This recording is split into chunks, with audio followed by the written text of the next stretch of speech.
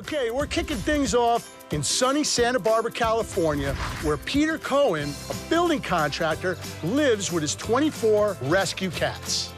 Oh, hey. We got two greeting me already. Look like they could be dangerous. Hello. Hey, Antonio. How's it going, man? Good, how are you? Good, man. Wow, look at this. Welcome to the House of Neko.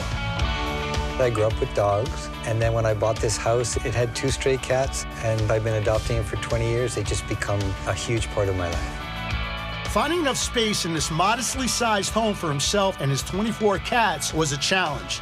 So to maximize space, Peter put his contracting skills to use.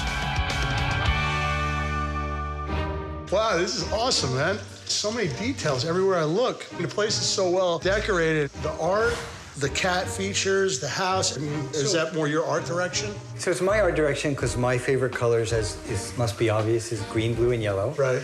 You can't really tell I have 24 cats because they're all over the place, and they make the house feel alive. Since Peter runs his own contracting business from home and his clients are coming and going, he wanted a safe way for the cats to navigate around the house and get away from the foot traffic below. So he built over 300 feet of overhead walkways connecting the rooms of the house. That's almost enough to stretch out the length of a football field. I would say over 20 years, we've probably spent $100,000 just on the catwalks. The idea of the walks is that you're using vertical space that is not used now. Suddenly your cat has 5 times the floor space than they had before, then also fun to look at. Each of the catwalks has a 1-inch wooden lip, which prevents the cat from rolling off if they want to take a quick, well, you know, quick cat nap. How many fountains do you have in the house? There's probably 15 or so fountains throughout the house that the cats drink from. So that's all their water? That's all their water. We change it. We have charcoal in it to keep it clean, and that's where they drink. Man, they must love it. And this is dope, too. Yep. Is that wood or is that metal? Mostly wood. Why did you do that? Most of the catwalks, these are only 8-foot ceilings. The cat falls 8 feet, it's fine. These go out over the entryway, which the fall is too far, and we didn't want them to fall. Oh, right. So in areas like that, we have bars. They can't fall. So is that like an outlet from another room? Yeah, so the catwalks connect every room in the house multiple ways. Right. One of the things we learned building them is cats like to have different ways to escape. They don't like to be cornered. Right. So when we build a catwalk, we make sure there's at least 2 ways to go. So I just saw her pop out of here. This travels all the way through here. It's pretty cool, man. And what's up in there? It was a pot shelf for plants. The catwalk started in one room, and we just kept expanding. Is that a camera? That's a camera, yes. With so many catwalks and perches for his feline family to run around and hang out on, it became nearly impossible to keep track of every cat. So Peter installed 25 cameras around the house to monitor the entire home. And then you got all your monitors here so you can keep an eye on everybody? Right, there's TVs in every room. I travel a lot, and I can check on the cats when I travel. Let's follow this catwalk. Wow, look, this little details like this little alien. Peter designed animal-themed cutouts at the entrances of each tunnel. The whimsical entryway adds to the design and serves a purpose. The jagged wood edges provide a good scratch as the cats walk through.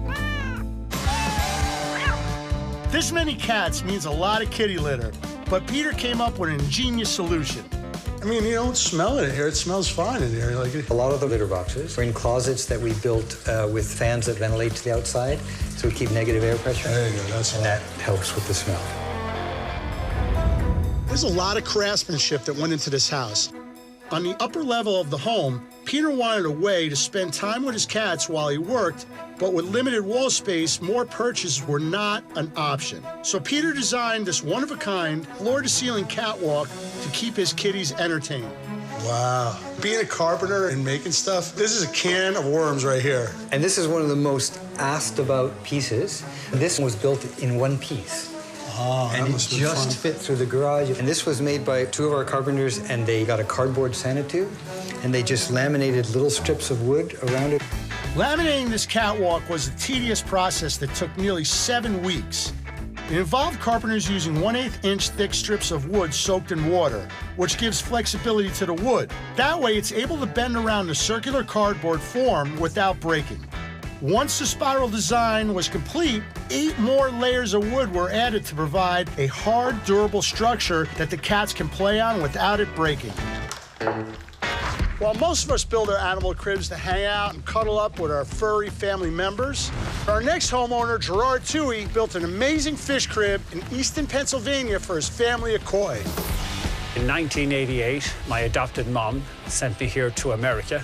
I was here in America 48 hours when I went to the pet store and bought a 60-gallon aquarium and some fish, which happened to be koi. I thought I had died and gone to heaven.